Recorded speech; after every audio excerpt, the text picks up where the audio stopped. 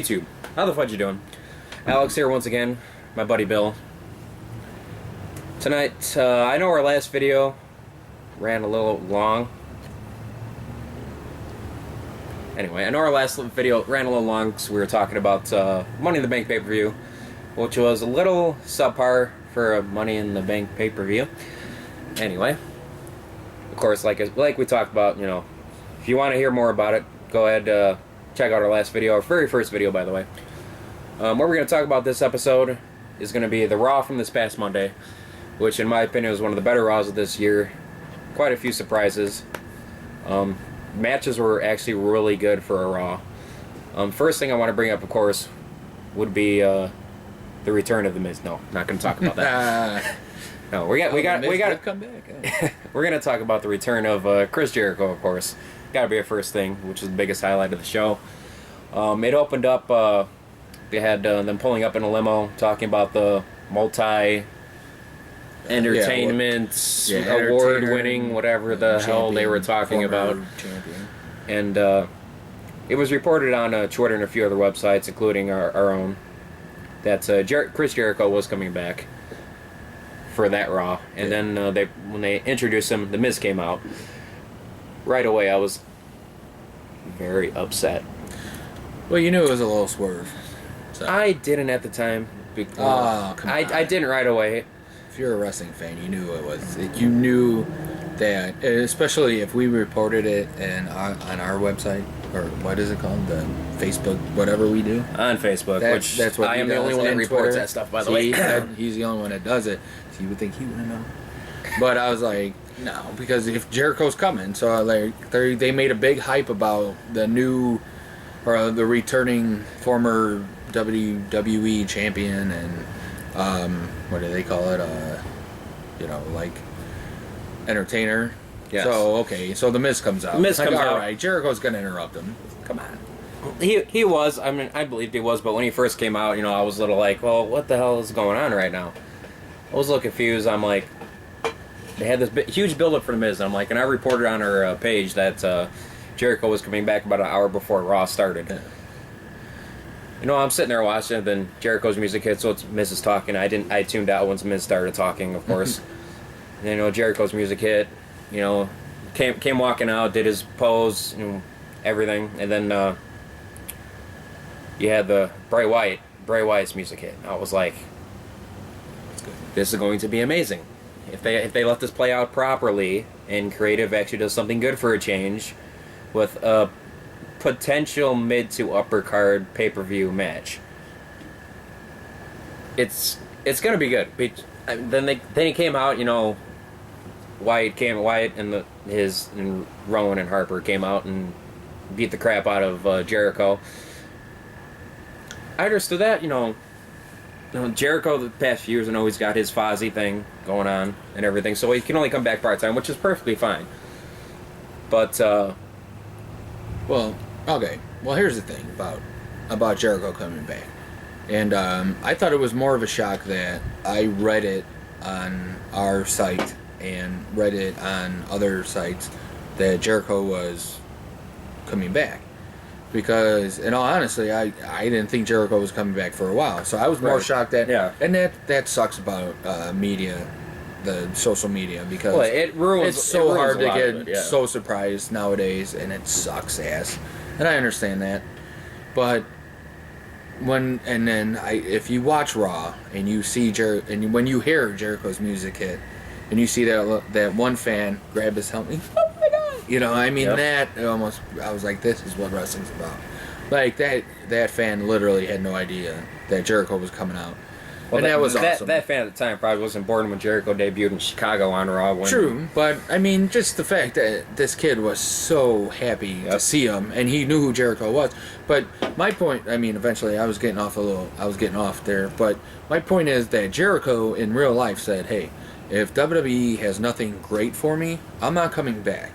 I'm not going to come back and be a top guy jobber. I'm not going to come up and then, you know, do this. I'm not going to be a top guy jobber, which is go against the top guys in the WWE and just lose every goddamn match. So I think that when Bray Wyatt came out and they beat the crap out of Jericho. It kind of seemed like, oh my God, here we go again, Jericho, you're going to be a top guy jobber. Right.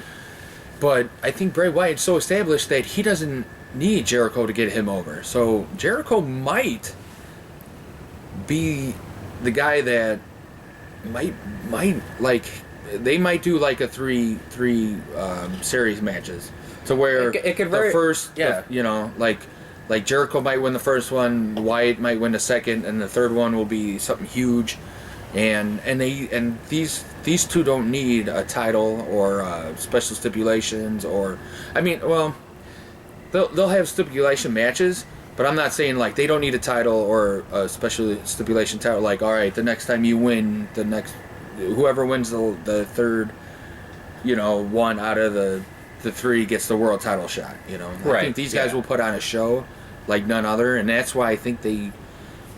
In my opinion, they said, "Hey, Jericho, can you come back and put on a hell of a show with Bray Wyatt, and it'll run for about 3 months?" And I think Jericho's like, "Yeah." So in my opinion, they pretty much brought him back for the 3 months. Whenever he returns to his, from what I've heard, with Fozzy when they do their tour in Australia, which I think begins in September, possibly beginning of October. Don't quote me on that. That's just a rough estimate of what I think I've heard in the past. This feud will last up until by the time he leaves once again. You think so? I kind of. You don't think he'll branch out like they're? Well, you got to think. And then make him the beginning win? of July right now. It's, you know, by the time he leaves, So they're going to do a SummerSlam. Yeah, they're going to do a SummerSlam, whatever. Them two are going to be pay-per-views after that. I can't remember. They're going. No, I'm saying they're going to. Yeah, they're going to do Battleground. They're going to do SummerSlam. I apologize. I don't remember what pay-per-views after that. I don't. They're going to last up until the pay-per-view before Survivor Series. And then you think Jericho? If it goes that far, then Jericho will end up losing to Wyatt in a best 2 out of 3 pay-per-views. Yeah. Or whatever, and you know he'll push over just like he did with Ziggler. Of course, Ziggler didn't get the push after that, unfortunately, which a lot of you people will probably agree on is very unfortunate. But anyway, we've gotten kind of wasted a bit of this episode right here talking about just one match, so we got to go on and continue to talk about Raw right now. And of course, we got the beginning of the real beginning of Raw. Okay, yeah. When the Triple H and Stephanie came out, the Authority came out, and Cena came out, and the big thing was the 2K15 cover was John Cena, which I will not be buying now, by the way, because of that. Sorry, John. But continue. But and the Authority was being very nice to John Cena, and then they eventually. And John called him out on it, and he was like, "Why are you guys being so nice?" Blah blah blah. And they're like, "Oh well, you're gonna have a fatal 4-way at Battleground," and then which you know you kind of seen that coming, and then it's the 4-way, but then then here's the plan B, and which I like this too because I love young talent, and I'm a big fan of, like I think if not getting off real quick, but just it's the Shield. I'm like Ambrose. And then Reigns, and then Rollins. To say I would flip flop. In my opinion, I would flop Reigns. I know you're not a big fan of. I'm a fan of Reigns, but I do like him. But he's not. He's the worst of the 3. I'm not saying that he's bad at all. But all 3 of them are great. Yeah, so I mean, if you had to put them on a pedestal, I mean, we have a different way. But I understand it. But like I said, really quick, that was very short. So then. John Cena goes, yeah, well, if I win, or blah, blah, and Triple H is like, well, if you happen to beat all 3 men, there's always a plan B. And here comes, Seth Rollins with the Money in the Bank, and he's like, well, I'll just beat you for the title. Which was awesome. I mean, there you go. That's thinking. And then after that, of course, on Raw, you had my new boy now on the show, now that Phil Brooks has gone CM Punk. You had Ambrose come out, go on the Titantron, and yes, which I thought was the best thing. Which is Ambrose is the best talker in the company right now. A lot of you will probably hate me for that, but I would have to. A lot of people are going to say he's crazy and he can't finish a sentence, but that's his character. That is his character. He is the Joker mixed with Roddy Piper, with wrestling skills, a little bit of CM Punk. If you watch Dean Ambrose's Independence Wrestling, which he was under the name John Moxley at the time, you can go look that up. I'm sure it was great stuff. But yeah, when Ambrose came out and he did his little, what was it, probably like a 30-45 second promo on the Titantron. On the Titantron. Do they call it the Titantron anymore? Titan, whatever. The screen over the entrance, whatever it's called now. Well, when we say Titantron, people know what it means. Yeah. I don't even think they call it that anymore. But anyway, his promo came on. You could just keep saying. It was like when he talked about it. It was one of those things that. I thought it was like it was one of those things that you're sitting back and you're just kind of like on edge of your seat, just not doing anything. Just like what's he going to say every next? word he says. The only thing that not that I didn't like, it was like I'm thinking he's like, all right, Seth, every time you cash in that Money in the Bank, I'll be there. So I'm like, wait a minute. So he's going to have to get into the ring before the ref rings the bell, because you can only cash in the Money in the Bank once. You know what I'm saying? Right. Like he can't be like every time you cash it in, I'm going to be there. You can't do that because you can only cash it in once. So I'm glad you noticed that, because I didn't notice he said exactly Dean Ambrose, that. Yeah, he's like, every time you cash in that Money in the Bank, Seth, I'll be there. And I'm like, no, you can't. It's only going to be one time. Yeah, right. I'm glad, so I'm you're glad going to have to run in the ring before the referee goes like this to ring the bell, and then just stop the match. Yep. Because if Dean Ambrose was smart, this is where wrestling, like when I overthink about wrestling, is where if I was Dean Ambrose, I would sit, and then when Seth Rollins came in and be like, all right, ring the bell, I'm gonna cash in this Money in the Bank, and then the bell rings, I'd come in, get in the ring, and just beat the crap out of the guy I'd beat the crap out of the champion. So that's a disqualification, and your Money in the Bank just got thrown out the window. Mm-hmm. Yep. I agree. But that's you can't overthink wrestling too much, because then you'll drive yourself crazy. I agree. But that's what I saw that. I meant that's what I wanted to bring up. But like when he's like, every time you cash that in, I'll be there. Well, you can only cash it in literally once. Once the bell rings, that's a legitimate cash. But maybe he'll get there before the referee rings the bell. You know what I'm saying? Like he's gonna be like, and then beat him up, and which we'll get into that more at the end of this episode. Yeah, that was just something because that's going to go more towards the end of the show, of course. But another thing I want to go over is Ziggler won last night. Finally, they give him a match to win. I don't remember who it was against. Won 2 in a row. I don't remember who it was against even. To be honest with you, I don't remember either. Okay, that shows you how smart we are. But I know. I think he won on SmackDown. Oh, he beats Fandango, I believe. I think it was no. Did he beat Fandango on SmackDown? Okay, we're wrestling fans for real right now. Yeah, see. But anyway, we know what we're doing. We're cutting that off. Ziggler won last night, regardless who he beat. I think he won Ziggler, on SmackDown too before the pay-per-view. So, just let you know. He might have. Got a bug in my face right now. But Ziggler is the best in the company, in my opinion. And we follow him like there's no tomorrow. Oh, God. Yeah, he's the because we know who he wrestles every day. Yes. Exactly. We can't even remember who he wrestled 24 hours ago to filming this right now. But Ziggler, in my opinion, I don't want to get too far into it because we're just talking about Raw right now. But Ziggler is the head of the company, despite his size. He's got the charisma, he's got the wrestling skills, he's got the mic skills. Did you say he's the head of the company? He could be, but no, yeah. I'm gonna get ridiculed for that from a lot of people, I'm sure. Yeah, but I don't think he's the head of the company. He's awesome. He's got the potential to be that, but he will never get the chance to be that person. But anyway, next thing I want to get to, I know it's not important to a lot of people, but AJ Lee came back. Yeah, but is that not important to a lot of people? Well, a lot of people who aren't CM Punk fans, who only started following her because they married to each other. Congratulations, AJ and Punk, if you guys ever watch this, which I highly doubt. But Phil watch it. He's Chicago guy. Phil, you are the best guy ever, by the way. Anyway, but AJ Lee came back. That was one unexpected thing. You knew she was going to come back soon because they just had their wedding within the past 3 weeks, 4 weeks. I was going to say a month. I think it was beginning of the second week in June. Yeah, so.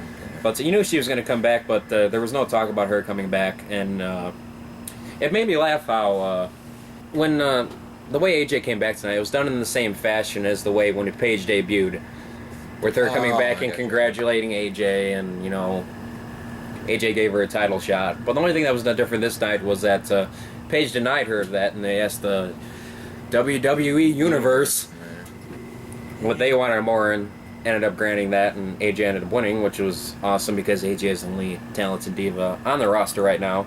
Which I did believe in Paige for a little bit, but she got really stale really quick. Yeah. And then you got Natalya, who is a really good technical wrestler. They haven't used her in about used her in about 2 months. I was just gonna say, I'm surprised you mentioned her because I haven't seen her since the last episode of Divas, and they haven't used her since. Like, so once Divas went off the air on E, like for their, Yeah, like, maybe her and TJ got married finally, and they're finally TJ is married. No, they've been married for a while. They're already married. Okay, TJ's so becoming. They're trying to make a star out of TJ. What is his name? What is Tyson Kidd? Tyson Kidd. He's becoming a big NXT star right now. Yeah. So, like, he's doing his thing, and it's like a roller wrestler because she used to be really good. And he used to be like he was injured for a while too, but he was always good. But he got injured. Once again, it comes back to that size thing. But anyway, getting back to Raw right now. We'll discuss that at another time. We're gonna discuss size one of these days because not like size. wrestlers' size. You want to clarify that there a little bit? Wrestling. Anyways, go ahead. Anyway, but going back to Raw real quick because big wrestlers are big of a past. I got the other giant pink monkey in the table, Borisev, otherwise known as Rusev. Should I just leave right now? All I can say right now is he came out and my cable went out from a storm he had, and I celebrated. I literally celebrated. And that's all I got to say about that. He's got the size, but he can't talk. He's a worse wrestler than Cena. Once again, I'm sorry, Cena. I compare you to him, but he's just not good, and I don't know why Vince or Triple H or creative writing, whatever's doing, is giving him a push. I just don't see it. I mean, I understand the whole Russia thing with doing a rivalry USA. I think that's really good. WWE's been doing that since Hogan, Iron Sheik. Yeah, they have. That's their thing. They'll do that till WWE dies. I'm happy that they kind of brought something like that back. Doing it. Yeah, but Iron Sheik was a good character. Yeah, and then it was Sergeant Slaughter with Iraq and all that. Yep. I mean, it sells a little bit because you get the USA chance and all that, but I mean, the best thing about him is that girl that I'm trying to pursue that walks him down in the ring. I mean, she is gorgeous. Lana is the most beautiful thing on legs right now, and she's very good at what she does. I mean, that's the only thing good about him. And for those of you who wrestler. don't think she is Russian, we have checked that out ourselves, and she is Russian. She was born, I can't remember what city she was born in, but I do remember that she was born in Russia. Okay, so the ending Raw was we had Cena and Reigns against Orton and Kane. It was a good match, went back and forth. A lot of tag in, tag outs. Whenever Cena got tagged out, it was a good day. Because Reigns got in, and Reigns is becoming a better wrestler than I thought he would. And it ended up being where Cena would end up getting annihilated by Kane. I think it was a disqualification on their part, because didn't he use the steps on Cena, I believe? Possibly. I didn't really pay too close attention to it because Cena was in it, of course. But yes, if I'm wrong, I'm sorry. But no, but I like how you said that in the beginning. There was like a lot of tags in and out, and I do know that it wasn't. There was no one team had the upper hand, and the other team. There was a lot of quick tags and tags in and out, and I think because they're all going to wrestle each other at the pay-per-view, so. That would make sense since they announced that about 2 hours before that. No, I'm saying, but that's why I think that's why they did tag it in and have nobody being more dominant. That was one thing I would say about the forum. They had good chemistry among the forum, even though Glenn Kane, I'm sorry, Kane just needs to. No, I've always loved Kane. I always loved Kane, but it's time to move on a little bit. I mean, it's the same thing over and over again. He's becoming a 15-year-old older version of Cena right now. Yeah. And the only reason I think he's getting what he's getting is because he has a lot of respect, and God bless him. Everybody respects him, and that's why he is doing what he does. Right. He's getting one more run, and that's cool. But, if you got to wrap it up. Then we're going to go to the end of the match where, of course, when they laid out Cena, then Triple H did the little wave to the back. Which right away I'm just going to mark out right now because I've been following him since 2001 or whatever, when he did the finger, you know, not thinking about Seth Rollins there with the briefcase. I was like, oh, since AJ Lee came back, Punk's going to come back. That's who he's waving out to. But, of course, that did not happen, unfortunately. I cried for about 10 seconds, and then I recovered. When I saw Rollins come out of the briefcase, I'm like, Cena's going to lose the titles right away. Awesome. Well, while thinking of that motion, I'm like, Cena's going to lose the titles right now, and then he's going to get it back, and then he's going to beat Ric Flair's record, or tie Ric Flair's record after this, which would be just disgraceful. But we'll talk about that another time because we're starting to run late here. But and Seth Rollins comes out, you know, tries to hand in a briefcase, and one thing I thought about that, every time someone's handed in a briefcase, the ref has never hesitated to take the briefcase and go in, even when they've been hurt. Like going back to Ziggler when he cashed in on Del Rio. Del Rio had the messed up knee, and the ref took it right away, got to ring it. But when Rollins came in, sorry, I almost said Ambrose. When Rollins came in this time, even though Cena was hurt, the ref was like, "No, I can't accept it. I can't accept it." It kind of caught me off guard because I'm like, it's the money in the briefcase. Why you can't say no to it?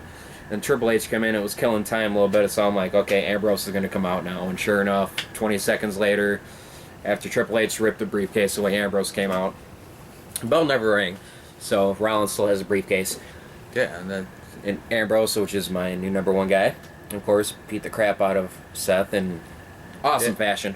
See, and then did they end it? Okay, I'm not gonna lie to you fans out there that watch the end of Raw. I don't remember the end of Raw. I watched it. I think I fell asleep.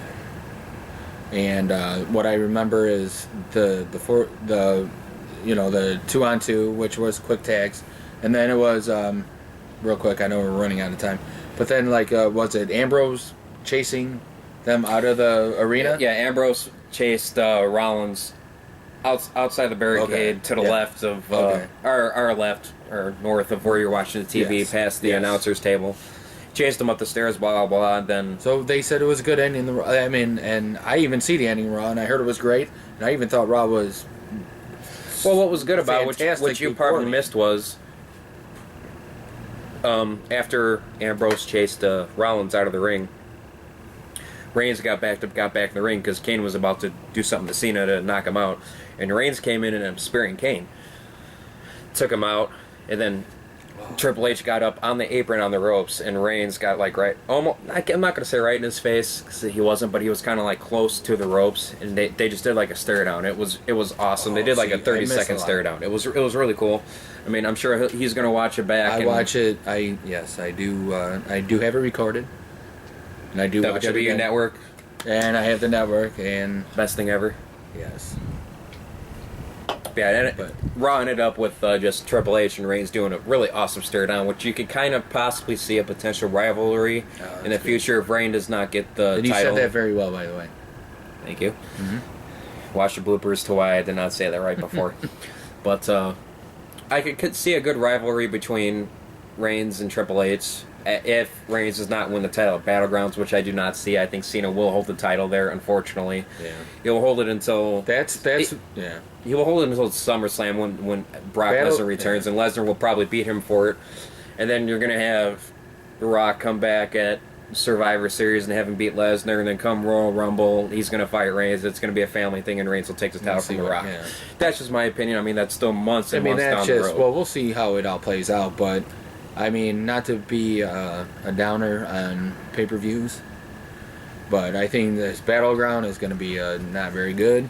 I mean, hey, I'm not here to promote WWE or TNA or anything, even though we never talk about TNA, but which we will, and that is coming up for you. But TNA I'm saying fans Battleground is just not going to be good.